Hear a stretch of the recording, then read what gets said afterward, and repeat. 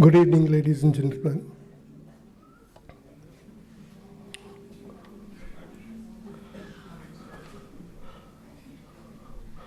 Honorable Dr. Karan Singh, the chief guest of this function, Honorable Dr. Kapila Vatsyayan, and all the distinguished guests sitting in the hall, my friends, colleagues. It's my privilege to welcome all of you here in this hall on behalf of International Association of Theatre Critics, World Dance Alliance, and India International Center. You know that, as I mentioned in the invitation, this function is organized to hand over the Thalia Prize to Dr. Kapila Vatsyayan, which she received in absentia in Warsaw, Poland in March 2012. Before I proceed in the program, let me introduce a little bit this Thalia. Thalia was a Greek comic actor. Somewhere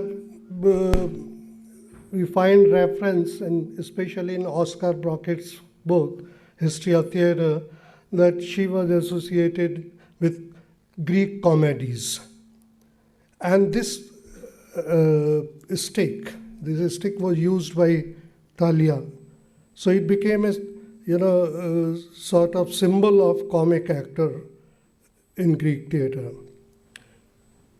This stick was designed by a Romanian designer and theatre person, Dragos Boaghiar, and it was sponsored by the William Shakespeare Foundation of Romania, and they give it every 2 years through International Association of Theatre Critics.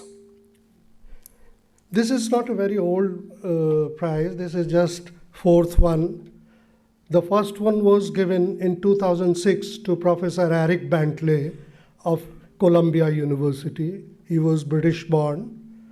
Then another theatre scholar from France, Jean-Pierre Charagas, and this was in 2008. 2010 prize was given to Professor Richard Schechner. Many of you know about him. He is in the University of New York, a frequent visitor of India. He has done a lot of work on Indian theatre as well and has published so many things in his journal TDR. And this fourth prize was given to Dr. Kapila Vatsyayan in Poland. But this is a very interesting story since I was part of it. So I would like to narrate it briefly. In Yerevan, Armenia, during the 25th Congress, World Congress of IATC, where the prize was given to Professor Richard Schechner.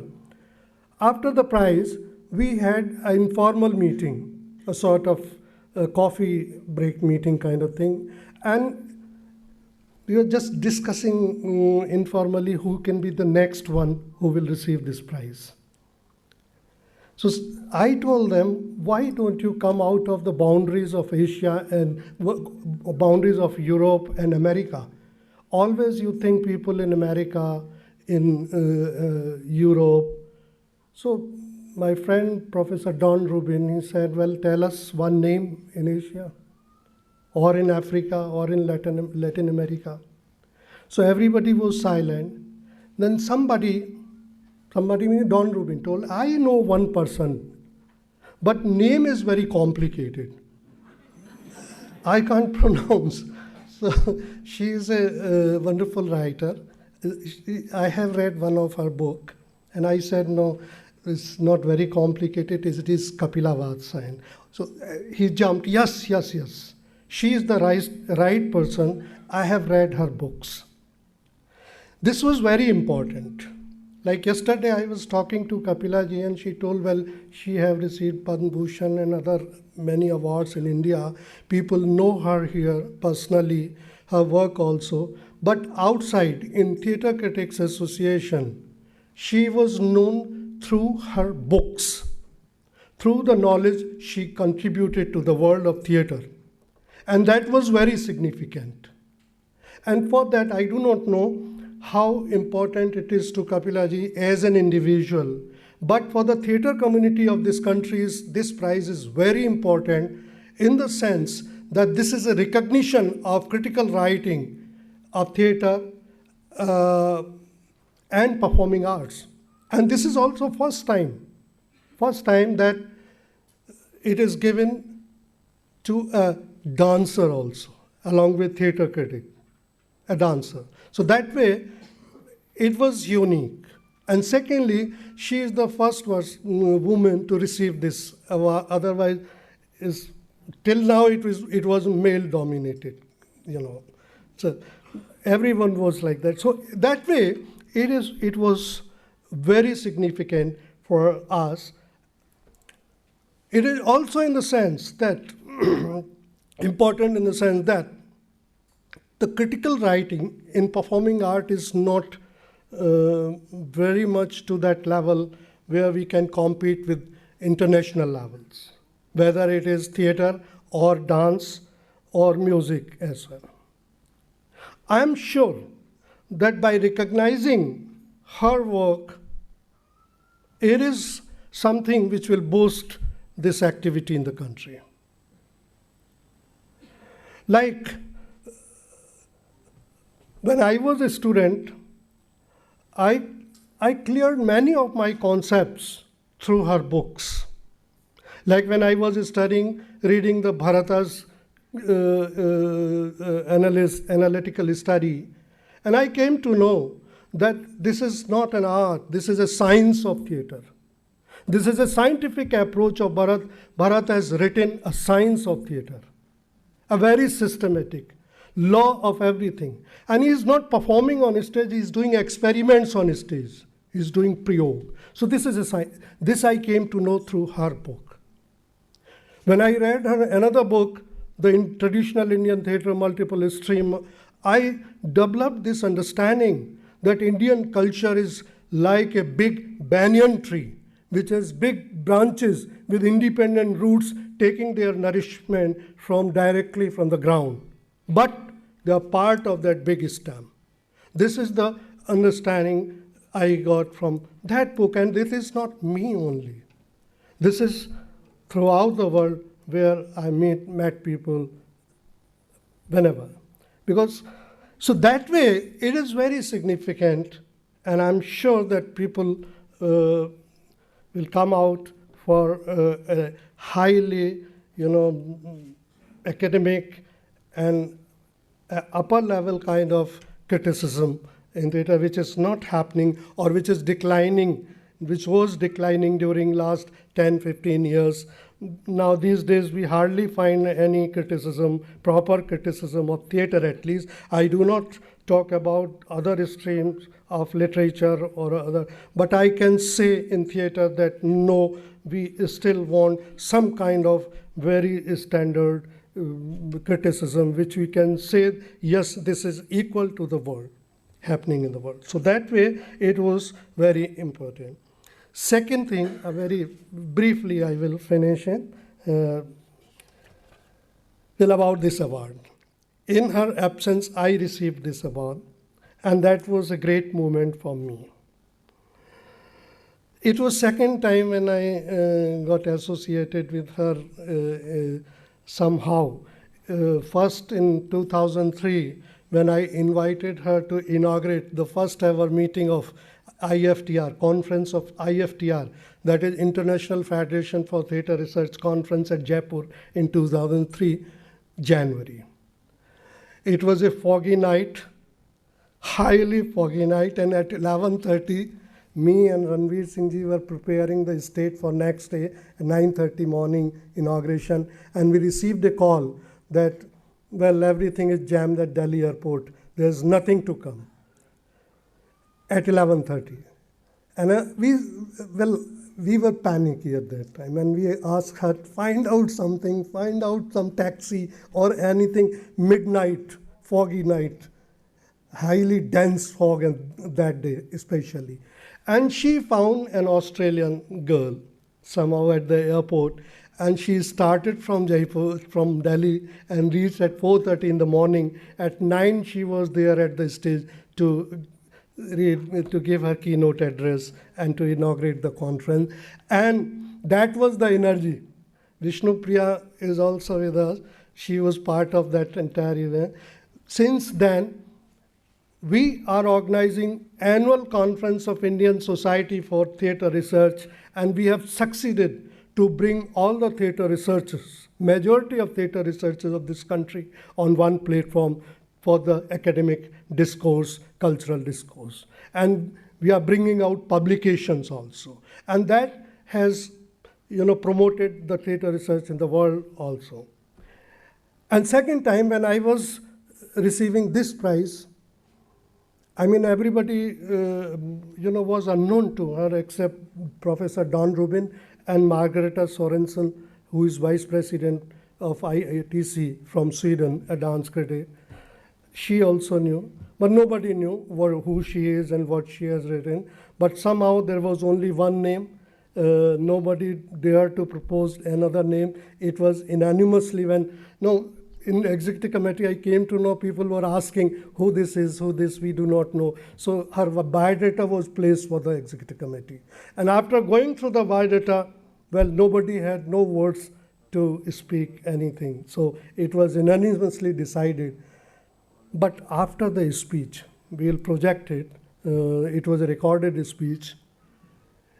People were emotional.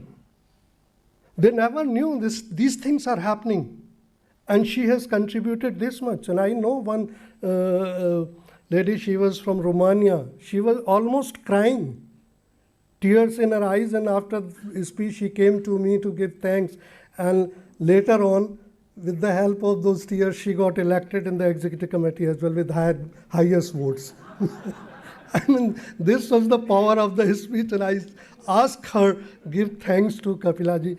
It was very interesting. For the first time I saw people, there were around 150 delegates from 48 countries, and many of them were taking pictures of that screen, huge screen where she was speaking.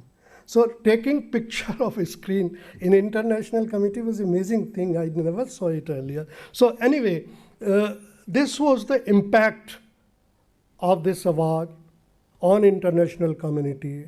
Now people are making inquiry, can we have some help about Mehndi? Can we help something about embroidery or stitching, art of stitching sort of thing? These are the inquiries I'm getting from Poland and other countries. And I said, well, so that way, this is very important. Well, I do not want to stretch the things anymore. I would request now Dr. Vishnu Priya, my colleague, to render the laudation speech, which was prepared by Margareta Sorensen on behalf of IATC, which was presented in Poland. Well, Dr. Vishnu Priyadat is Associate Professor of Art and Aesthetics School in JNU. She is a member of the editorial board of Theatre Research International, a journal published by Cambridge University Press. And beyond that, she is related to a very eminent theatre family headed by her father, Mr. Utpal Dutt. So I request her to read out this laudation. Yeah. Yeah, it is indeed an honor for me to be allowed to read this laudation speech, because we all have benefited from Dr. Vatsyayan's generosity, mentorship, both at a personal level as well as a collective level, both professionally and in their personal lives. So I'm really honored, and congratulations. Long ago, I met briefly in Stockholm Dr. Kapila Vatsyayan. It was immediately clear that this lady was a person of deep knowledge, highly refined culture, and the impressive capacity to communicate both with ease. When later reading her writings, I was equally struck by her clearness in mind and the rare and specific beauty in her writing. A person from the Western world easily feels helpless in front of Indian culture and its performing arts. We are looking for storylines and characters to identify with, and we easily get suspicious when feeling lost in the fogs of spiritualism and religion. Here, the guidance of Dr. Vatsyayan is firm and distinct and miraculously combine a wide perspective, a historical perspective, as well as a philosophical and political, with the microcosmic notes and gestures and movements, masks and colors, rhythm and sound. She introduces the ignorant reader with great efficacy. Quote, "A mention of the performing arts of India immediately bring to one's mind the single-bodied and the many-armed image of Durga, or Shiva in his form as Nataraja, ever destroying, ever creating new forms of the dance Tandava. These symbols and plastic forms suggest at one level the unified equilibrium, the still center, and at other the continual play of energy and rhythm in plural forms. The two aspects are interconnected and mutually dependent." Close quote. This is from Introduction Traditional Theatre, Multiple Forms. The challenge of the Western reader is a fact, where we are trained to analyze through distinctions, differences, and trying to overlook by organize our thinking into disciplines, sorting even the arts into boxes labeled theatre, dance, music, image, scenography separately. The Indian tradition invites us to look for other ways of understanding the arts. In fact, understanding early Western modernism, as well as postmodern styles and even postmodern performing arts, is helped or guided by the ways scholars like Dr. Vatsyayan has been working. Typical enough, her writing in the 70s and 80s grew essential to students and scholars in the Western world in a time when the Beatles approached the Indian raga and distant cultures came close to the opinions against colonialism and post-colonial attitudes as the US war in Vietnam. It might sound bizarre, but it is through studies on Indian performing arts that I learned how impossible the separation between dance and dramatic theatre is. In studies in Kathakali and its variations, I learned how the dramatic expression is within the movement, and it made me turn back to the European theatre with a new look on European history of the stages, where in fact theatre and dance and music was inseparable until the mid-19th century. A divorce took place between theatre and dance for some time, but the artists of modernism longed back to the great possibilities of crossover forms. Time in the sense of continuity and diversity, in the sense of multi-layers, are Indian classical thinking, but also highly contemporary.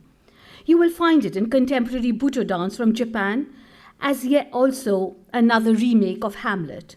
The notion of time on stage, time in retelling both as a structure and as counting minutes and seconds open doors to the contemporary performing arts as well as music videos of the so-called MTV generation, already getting grey hair.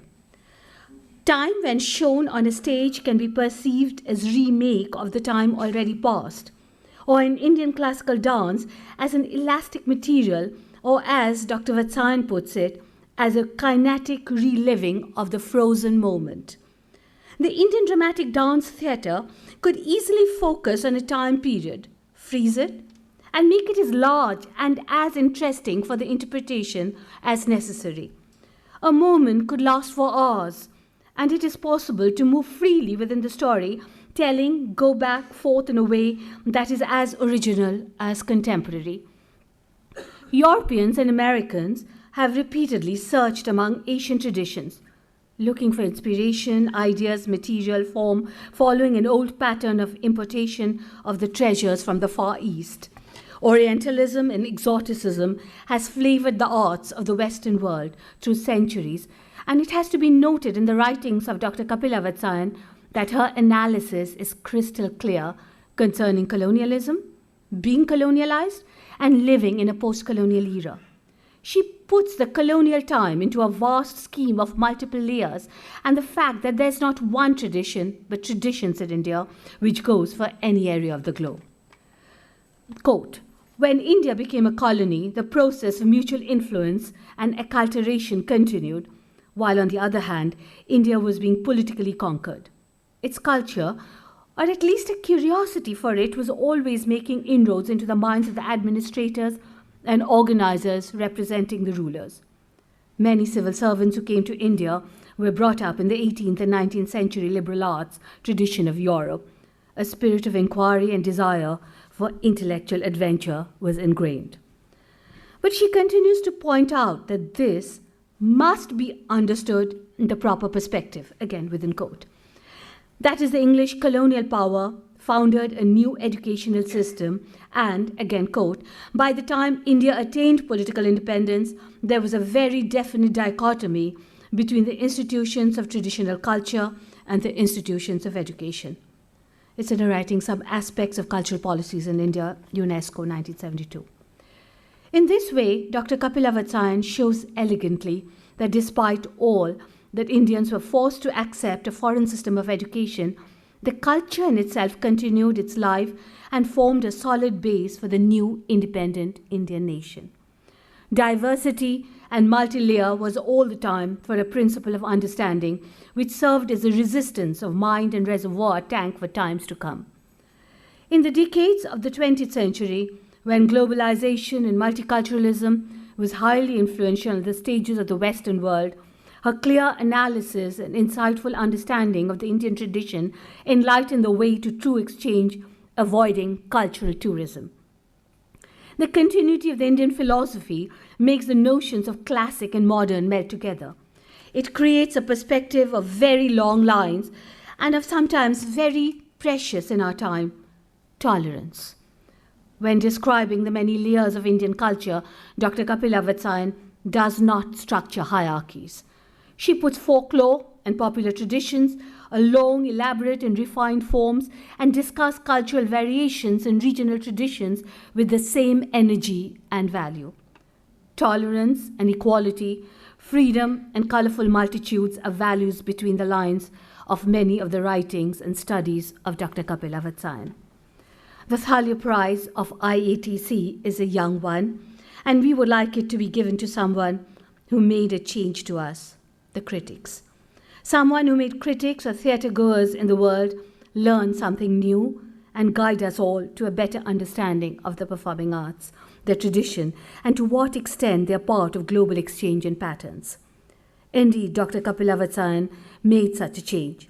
Her importance in India is deep and wide, but to the world outside the subcontinent, she has described the richness of her tradition in such a precise way that it puts our own tradition in a new context. To be able to present her as our fourth Thalia Prize laureate is a great joy and a true proof of the fruitfulness in her global work.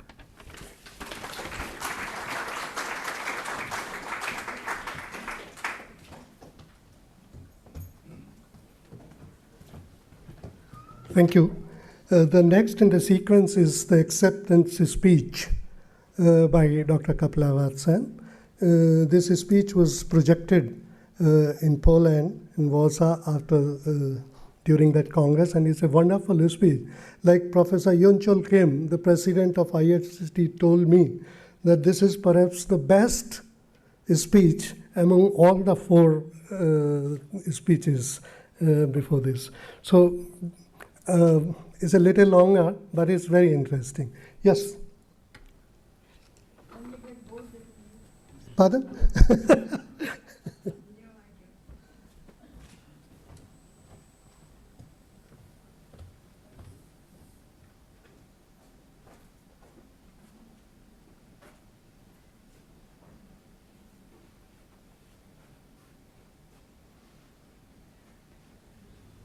Friends, I'm speaking to you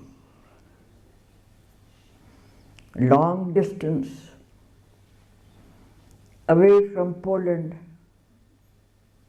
Warsaw, in the hope that through this technology I will be able to communicate somewhat, if only partially,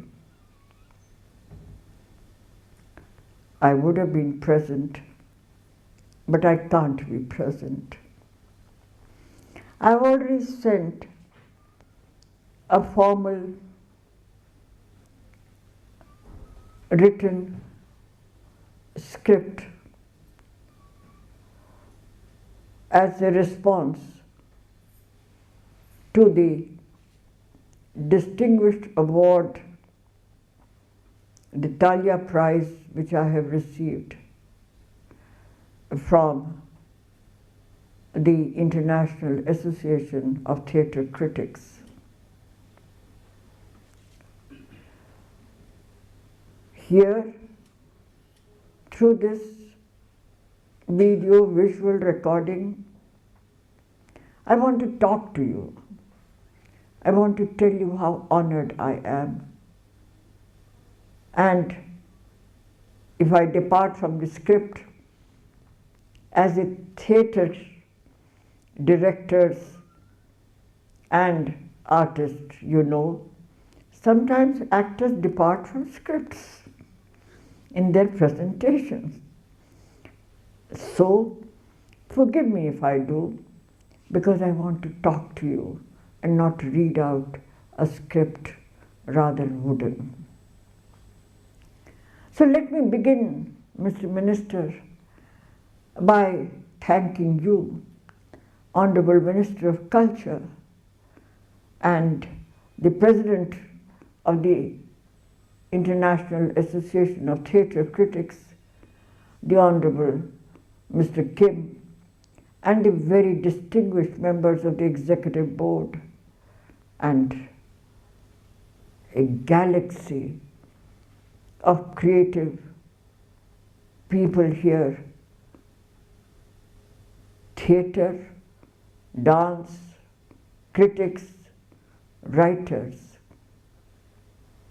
Thank you for having selected me for the Thalia Prize, for what you consider has been my humble contribution to the field of cultural studies, dance, administration, and whatever else you have been able to identify. Thalia was a figure from Greek comedy with that staff of hers, the silver staff, a muse from the great Greek tradition. But she was also a grace. She was one amongst the 9 graces. And at this moment, can I call for her grace to envelop us, her grace to bless us, and I pay homage to her. The International Association of Theatre Critics has had a very long and distinguished journey, going back to the early years when they just met in 1926 and when they were formally constituted in 1956. This journey has taken into its fold all parts of the world, gradually but surely. And through it, great channels of communication have been established, growing, changing, continuity, and both coherence as also multiple voices from different parts of the globe.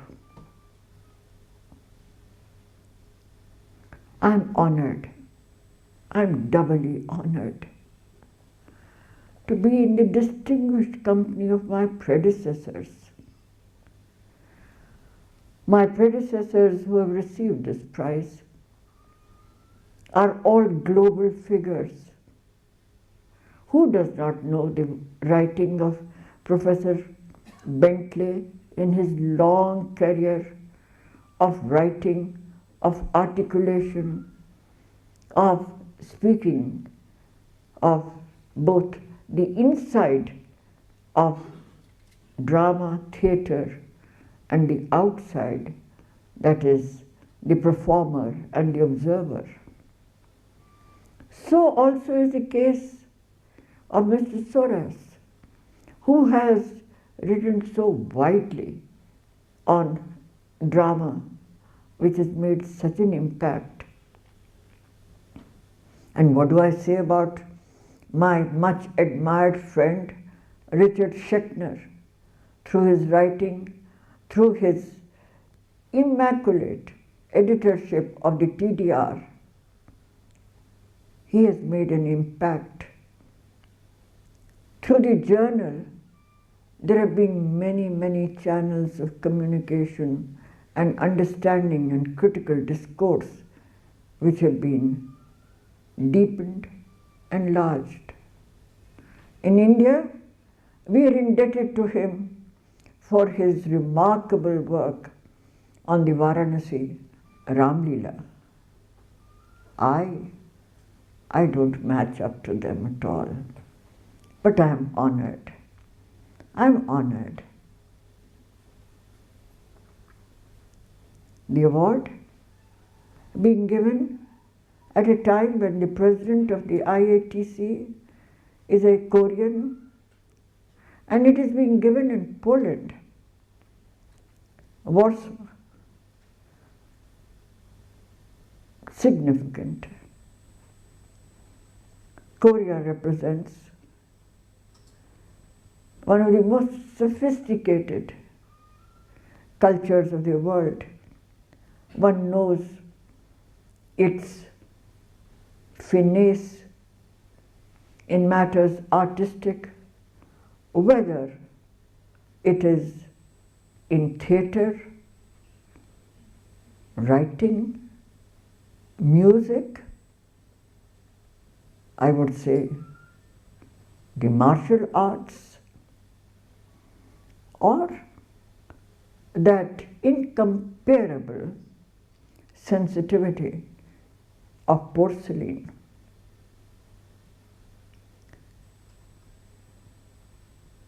We are here in Warsaw, Poland. Have I not admired Poland for over half a century? My association goes back to the early 50s. I have watched the Polish people in their moments of strife, in their moments of pain. I have watched them and have admired their courage, their fortitude. I have known them in their resolve for reconstruction, for regeneration. All this is important because Poland, or may I say Korea and Poland, represent two polarities of cultures in a manner of speaking, but not really polarities because they are in communication. Here it is the East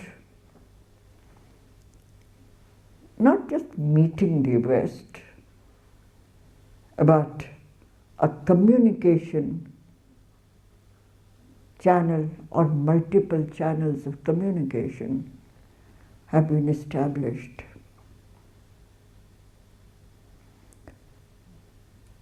Is this the occasion for me?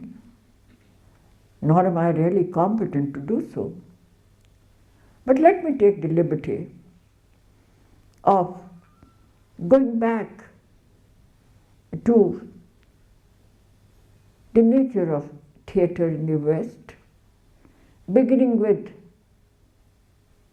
Greek theatre, and whether it was Aristotle, or the great stages and the theatrical spaces of Epidaurus in Greece, where I have sat spellbound to see those spectacles. Movement and mind was intrinsic, both at the theoretical level as also at the level of performance.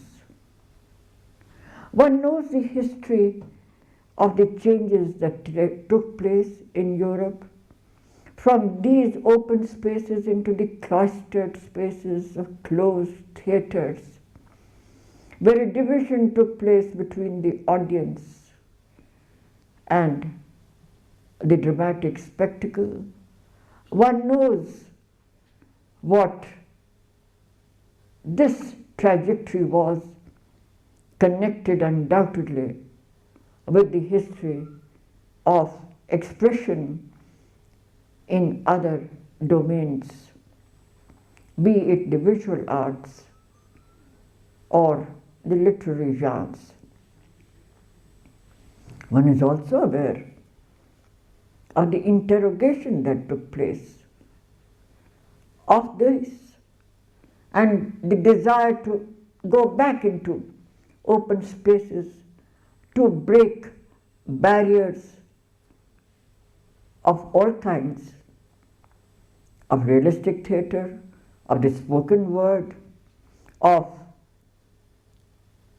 what may be considered were the impediments in free communication. Here in Poland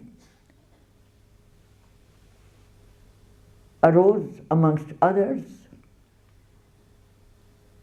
Grotowski. There were other movements.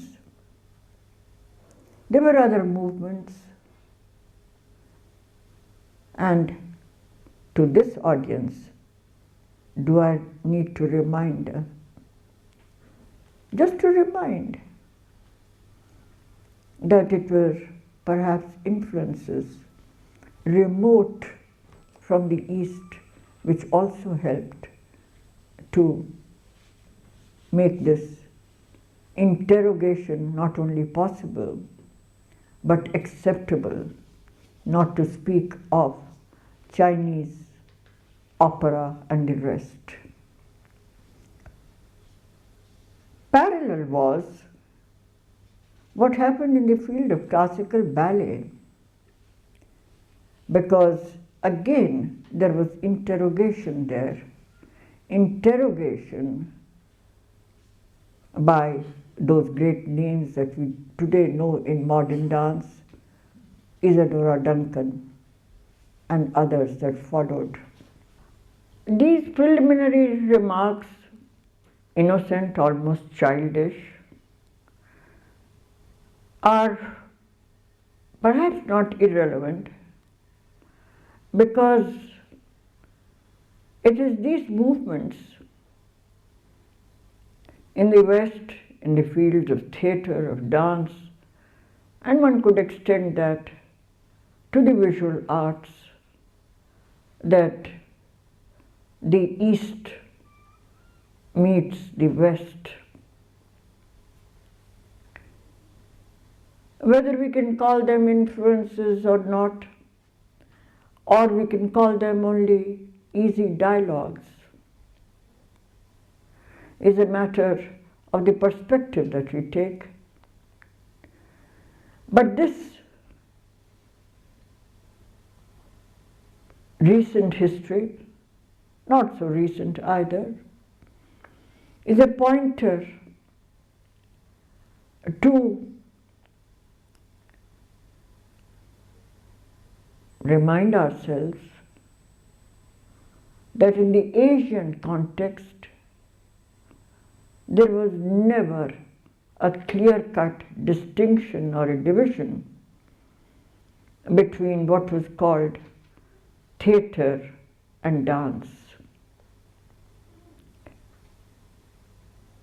I'm therefore particularly honored that the IATC should include dance and identify dance as a category within theatre.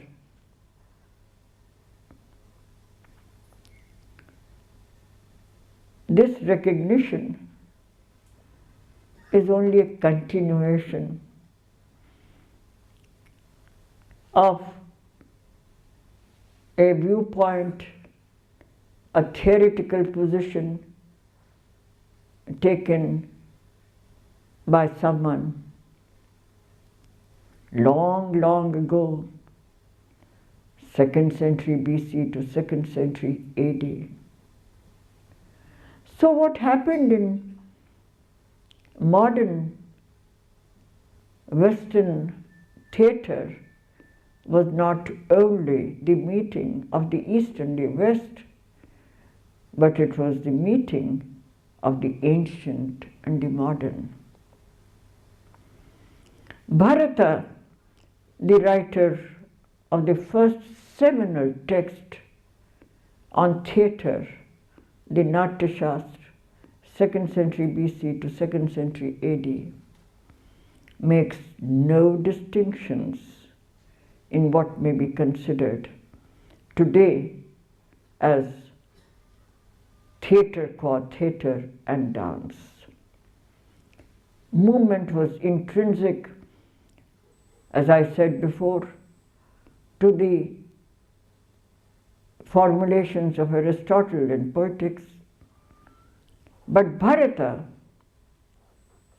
enunciates through his classic work, the Natya Shastra, that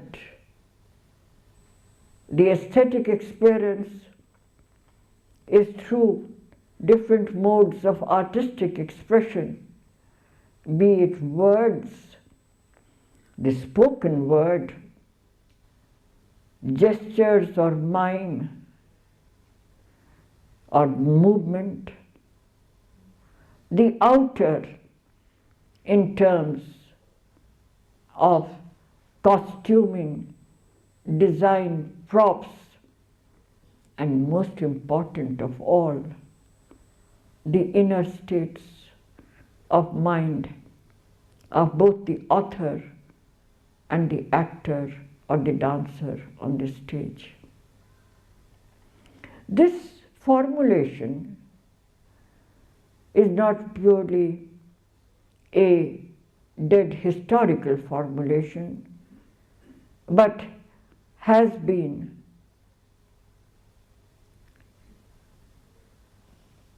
exemplified and has been continued over 2 millennia, despite the staggering multiplicity of forms and genres, not only in India, but in Asia.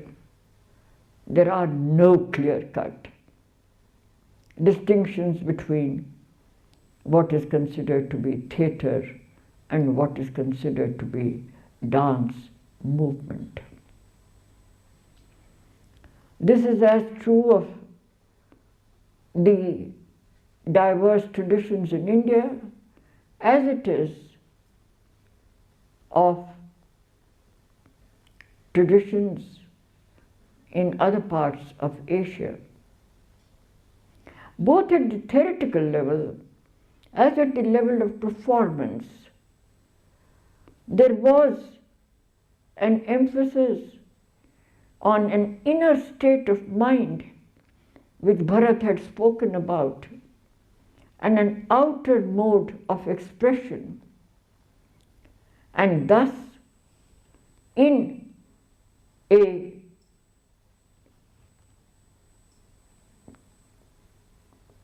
theoretical position like Xiami, which influences and has an impact on what we know as No and other forms in Japan, extended to forms in Korea, and it is true of the multiple forms in the entire Asian region. My engagement and my learning in different parts of Asia, especially Java, Bali, Thailand, Myanmar, has brought home to me the efficacy of the aesthetic theories and the validity of the processes of both continuity and change in these regions.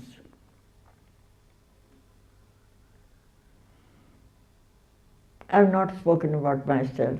Why should I speak about myself? But you have given me the award, and perhaps I should share with you my own personal journey. I began as a dancer.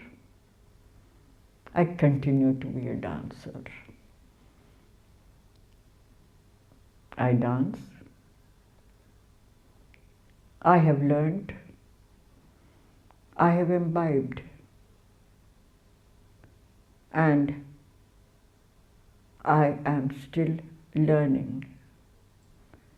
It has been my privilege to be the pupil and to receive training from great traditional masters in India, coming from the north, Kathak, Achan Maharaj, coming from the south, Bharatanatyam and Kathakali, coming from the east, Manipuri and Odissi. But this has been then reinforced with my exposure, training and teaching from the West. I had the privilege of knowing Rudolf von Laban briefly in Manchester, but much more a very long and sustained teaching, as also friendship with his daughter, Johanna de Laban, who was my teacher in Ann Arbor, Michigan, and where I learned the principles of movement and the entire Laban philosophy. I also had the privilege and the opportunity to be with someone like Hanya Home, where I shared my little reservoir of Indian dance and her training and performance in modern dance. And no doubt there were brief but very valuable sessions of interchange, dialogue, learning from that great figure, Martha Graham, and not to speak about both private and public interactions with Merce Cunningham. What did all this teach me? It taught me that there was dance, and dance was of the body. The body in place and body in space was all, which was the alpha and the omega of dance.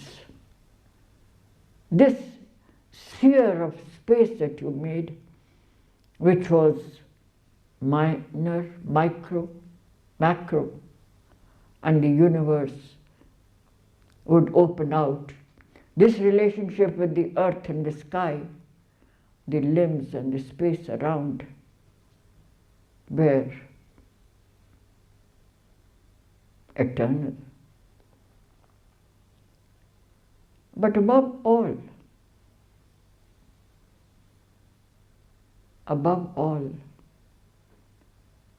whether through the tradition or through modernity, whether through the intellect or experience, whether to externalization or internalization, what was the quintessence? You could transcend, and it was through dance that you could transcend the body, through the body. Where did I get these lessons from? How did I keep these as my guiding stars? Because I sat, stood, moved at the feet of great teachers. One amongst them, at 92, said to me, after I had been his pupil for nearly 15, 20 years, he said, Kapila, I now am beginning to understand what is the relationship of the fingers with the wrist in the simple movement of the hand. What is this? What is this? What is this unfolding and enfolding? And what is it that you move the wrist or don't move the wrist and move the fingers? In this and the other lesson, how do you touch the ground? And we know all about force, energy in other terms. But he one day shouted and said, don't hurt the earth. You are violating the earth. What was he telling me in other terms? Was the nature of foot or feet contacts and the ability to communicate both to the earth, to yourself, and to the audience within this. I could go on and on about this great master. But there was another from the south, this time totally different and yet with the same perennial messages. I entered his home in South India, was there for many summers. He lay there almost like a bronze figure from Indian sculpture, wearing only a loin cloth. I, ignorant, impetuous, hasty, asked questions, asked many verbal questions about technique, about other dancers.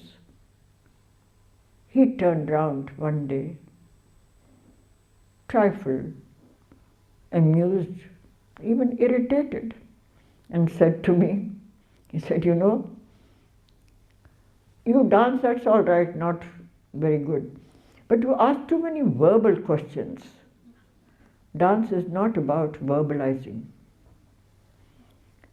And as far as I'm concerned, at 90, I can only tell you amazed and in South India, there is Peramma and Chinnamma. He said, Chinnamma, you ask too many questions. And I'm sitting on the shores of a great ocean. I watch the tides and the waves. Someday a tide comes and envelops me, and then I know movement, and I know that the gods have descended. You come here and be with me for 10 or 12 years, sit by the same shore, and one day, when the tide comes to envelop me, you might get one drop of water. Lesson learned. And what a lesson learned.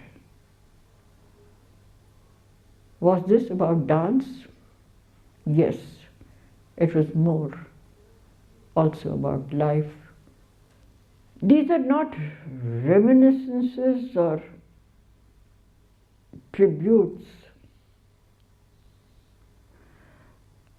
Although, yes, both reminiscences and tributes to amongst my several teachers, but more merely to underline the fact that there can be no critiquing of dance or movement without practice, without knowing it in your bones, in your muscles, in your flesh, and in your spirit. No verbalization is possible unless there has been both an intense and an extensive experience of what we would call practice. Prayoga is the word in Sanskrit. Before you come to any state of either verbalization, critiquing, or a critical discourse. I've had this privilege of learning from teachers in the East and the West, but I've also had the opportunity to participate in the collective performances of this vast subcontinent as also Asia, where there are multiple forms. Dance or theatre is in context, it is in community, and it still lives there.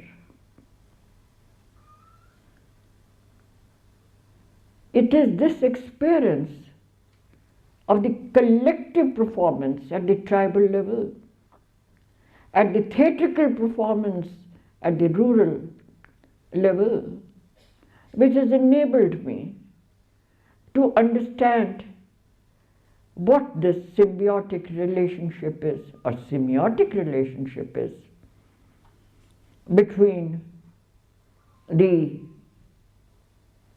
verbal, the kinetic, the representational, the communicative,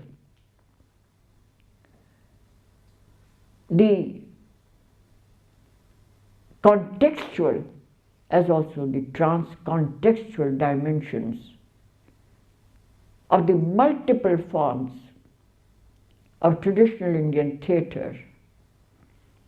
My book, Traditional Indian Theatre, Multiple Streams, makes an endeavor to point at these aspects of the relationship of the ancient and the modern, the relationship of the individual and the collective, the relationship of the social cultural context, and the ability to communicate or transcend that context in an artistic form. What is true of these multiple streams of what we call the theatrical traditions of Asia are evident in so many forms and genres in Asia, and I don't have to list them all, but it has been so exhilarating to be with the performers and the audience in different parts of Asia, especially revolving around themes of the Ramayana and the Mahabharata, Java and Bali, the different forms of even the martial dance forms, whether in India or other parts. Yes, performance, theater, dance, music, scrolls, puppets, shadow puppets,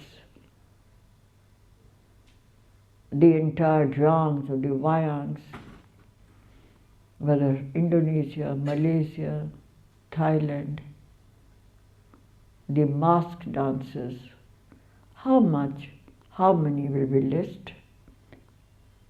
To underscore that dance as a category permeates all these forms we call theatrical forms. But let me not dwell on this further. There are people in this audience who would know much, much more. Let me turn my attention to my exploration of the theoretical basis of these forms in the formulations which I mentioned, especially of my intellectual guru, Bharata, the 2nd century BC to 2nd century AD, as I mentioned before. Through 36 chapters, he enumerates the nature of this theatre with the kinetic inbuilt. Many scholars have written about it, including my dear friend and much admired author Christopher Beresky. These aesthetic theories evolved or initiated in India by the author identified as Bharata have cognates in other parts of Asia. This is not the opportunity to dwell on this. But in my little work, Bharata's Natya Shastra, I have tried or made an endeavor to underscore and to identify the pre-Bharata sources for the enunciation of this theory and the ideational background which permeates into a theoretical formulation in the fields of the arts. Thus, the relationship with other disciplines, you may call them philosophy or darshana, as we say, or the earlier Vedic predecessors, and how Bharata culls out a theory which in turn leads to a very important textual tradition of writing and in my editing work, I have tried to unravel or to place before modern audiences a series of texts which range from 2nd century AD to about the 17th century AD, where the discourse was vital, it was vibrant in different parts of India, where there were two lifelines. One was an eternal lifeline, and the other, one would call that the perennial lifeline, and the other, whether the ephemeral or the regional. So that there was this parallel development of the perennial, the ephemeral, the trans-time and in-time. Long history, somewhat complex, because once a theory is enunciated, then different philosophic positions and perspectives are taken on that, as it has happened in the West in terms of whether it was Plato or Aristotle or other theoreticians. This dimension of exploring a text in terms of its antecedents, as also its followers or its critiques, or those who have critiqued the text, is complementary to that other exploration. Because now I really wanted to delve not only into the theoretical positions of aesthetic theories, how they emerged and how they affected different domains. I went into or identified the mathematical principles underlying both the theories and the practice of the arts. Thus, in my book, Square and the Circle of the Indian Arts, I have tried to identify the abstractions, whether geometrical or mathematical, which govern the making of structures, be it in the field of architecture, sculpture, painting, music, and certainly dance. This dimension has parallels in the studies that have been done on movement in the West, and I've had the opportunity to interact with other colleagues who have worked not only on notation but also on the geometrical, mathematical principles which evolve from the practice. But this is not all. Theory, yes. Mathematical principles, yes. But how do they express themselves in forms, genres? And how do you understand what is happening? How do you reconstruct the past? And then the vast panorama of movement frozen in stone or in bronze came before me. From the bronze figure of Mohenjo-daro, going back to 2500 BC, to the sculptural reliefs in the monuments of India and of Asia, be it Bharut or the Gupta, or Sanchi, the great dancer on the pyramids, or those women inside, or men dancing inside the sanctums of Indian temples, South India, West India, East India, extended again to Asia, Borobudur, Prambanan, Watpo, Vatsyayan, Myanmar, name them. They're all there. It is frozen, arrested movement. The dance and the theatre in turn is the re-enlivening of this arrested movement into the theatrical,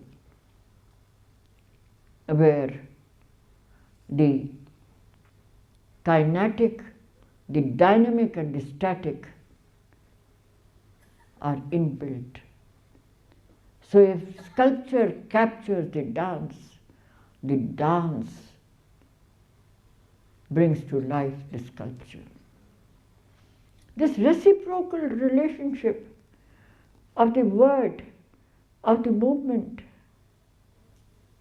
of the stone and the human body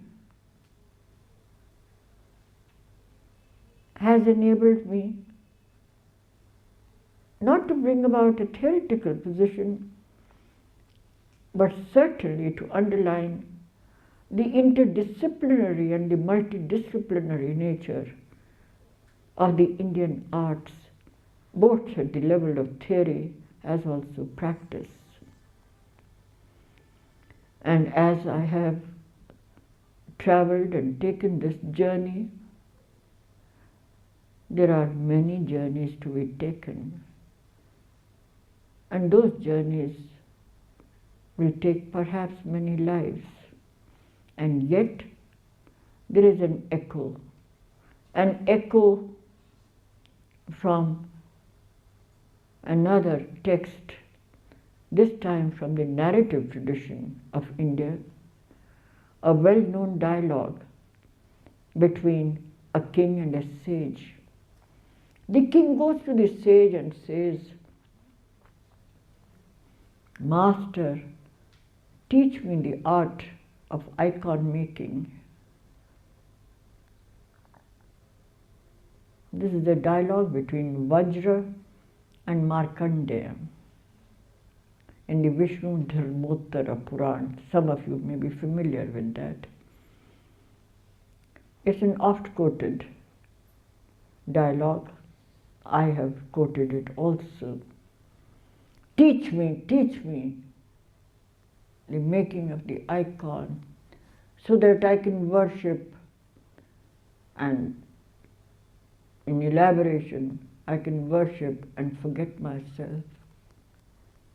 The sage says, yes, you want to make an icon to which you will worship, but do you know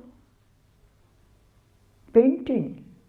And the word painting here is a bad translation because the word that he uses is the word chitra, and which is inclusive of both painting and sculpture. So he said, no. He said, I think you better go and learn that first. So he says, yes. He comes back. And since we have no time limitations, this takes many lives. He comes back and he says, sir, I have learned painting, sculpture. He said, but have you learned dance? No, not dance. Then you better go and learn dance. Then he comes back and says, now I've learned dance. He said, oh, you've learned dance? You haven't learned instrumental music and rhythm? He said, no, sir. He said, you better go back and learn instrumental music and rhythm. Then he says, I've learned instrumental music. He said, what? Instrumental music? How can you know instrumental music and rhythm without knowing vocal music? What is the lesson? Yes, in order to forget yourself or merge yourself before what you yourself create, you have to discipline yourself in many arts, and that is what theatre is or dance is. And thank you for your patience in listening to me. Namaskar.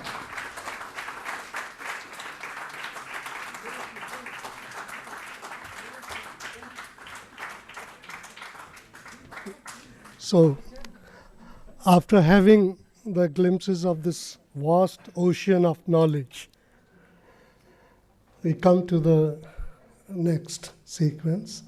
I request Honorable Dr. Karan Singh, the chief guest, to come over the stage, and Dr. Kapila Vatsyayan also on the stage. Urmi ji, please, can you help? And Kapila ji also to come over the stage. Yes. Let people see.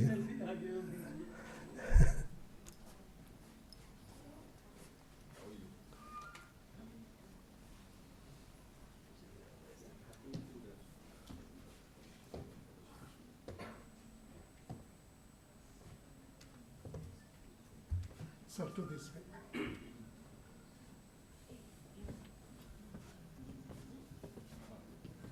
So I request you to hand over this stick. This side.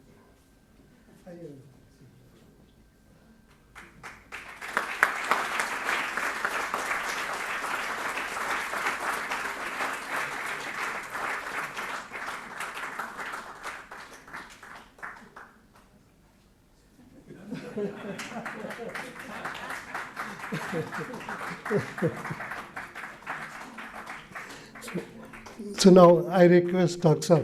to say a few words. And the box is also there. It folds. Real case. Kapila ji and friends, I consider it a great honor to have been asked to present this prize to Kapila ji. In fact, it was only when I entered this room, Kapila ji, that I realized that I was chief guest. But let me just say that listening to your speech has been a deeply moving and a deeply educative experience. I think there's hardly anybody else today, with the passing away of the great scholars of Shiva Ramamurthy, of Vasudev Sharan Agarwal, of Gopinath Kaviraj, of the great scholars, Anand Kumaraswamy. Today, I think there is no one who understands the essence of Indian culture more deeply than Kapila ji does. And we are proud. We are proud of her. We are proud to have her in our midst. It is always a pleasure and a joy to hear her and to talk with her. I have no intention of, after that glorious acceptance speech, I must say I've heard many acceptance speeches, but this one is head and shoulders above any one that I've heard before. She's got the essence of Indian culture, the essential unity behind the outer manifestation. I think that is the key, that the manifestation can be multiple, but the inner unity is there. And I just want to mention two images which I think sum up Indian culture and the whole cultural tradition, and yet they are so different. There is, of course, the Nataraja, which you mentioned. Nityavasane Natarajarayo nanada dhakkam navapanchavaram uddhartu kaman sanakadi siddhan hetatvimarshe shivasutrajalam. That glorious image of the Cholas, which represent the kinetic version of the universe, of Shiva dancing, the cosmic dance, the dance of the galaxies, the dance of subatomic particles. Everything is in movement. The drum, the creativity, the fire, the ultimate destruction, but the two hands in between, raised in benediction and pointing to his upraised foot as the path of of salvation. You have this great image of the Nataraja in movement, and you have the image of the Buddha seated in absolute silence, looking within. These are the two poles, as it were, of Indian civilization. The great outer pole and the great inner pole. I think between them, they have created, not only they've created the dance, the theatre, the music, the instruments, and the whole of South and Southeast Asia has been flooded by the glory and the fragrance of Indian civilization. So Kapilaji, may you be blessed with many, many more years to do this glorious work that you are doing. I am younger than you, so I am not really entitled to give you a blessing or an ashirvad. But I will nonetheless say the prayer that you like so much to the great goddess Mahalakshmi. May she shower her benediction upon you. May she give us the wisdom, the courage, the compassion to understand the depth of our civilization and to behave accordingly. Yasa padmasanastha vipul katitati padma patrayatakshi gambhira vartanabhistana bharnamita shubhra vastrottariya lakshmir divyehi gajendrehi manigana khachitehi snapitahe mukumbhe nityam sa padmahasta tava vasatu grahe sarva mangalya yukta. Thank you.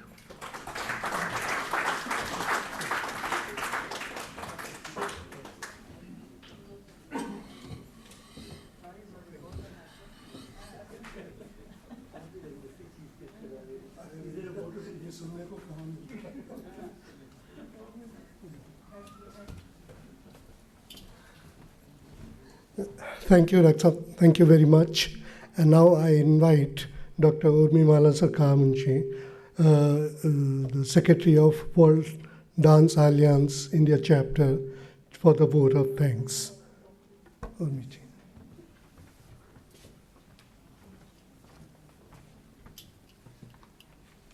Let me thank you all for having come for this wonderful occasion. I am overwhelmed to be able to thank you all, and sort of at the end of the ceremony to look back and see this beautiful speech having an impact on all of us. And I'm sure we all will go back home and delve on this for a long time to come. Thank you all for coming. I would like to mention that the India chapter of International Association of Theatre Critics and Dance Alliance India have, along with IIC, organized this. And we would like to thank Dr. Karan Singh for having graced the situation, the event, and having given over the prize to Kapilaji. I also thank all the wonderful people who have come once again. I would like to thank India International Center for hosting this function. And I would like to also mention all of you, the wonderful people of India International Center, who have helped us host this function so well. It is necessary to thank Professor Yoon Shoel Kim, President IATC, Dr. Margareta Svensson, Vice President IATC, Professor Don Rubin, President IATC Canada, Dr. Michelle Weiss, General Secretary IATC, Professor Richard Schechner, Tisch School of Performance Studies, New York University, Mr. Tomasz Milkowski, President IATC Poland Chapter. And I think Professor Ravi Chaturvedi deserves a big thanks for giving us this opportunity to see what Kapilaji said and also to bring us all together in this. Thank you very much.